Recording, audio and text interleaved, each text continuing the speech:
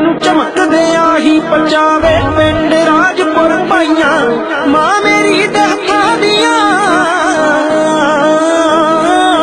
ਮਾਂ ਮੇਰੀ ਦੇ ਹੱਥਾਂ ਦੀਆਂ ਨਿਤ ਪੱਕੀਆਂ ਚੁੱਪ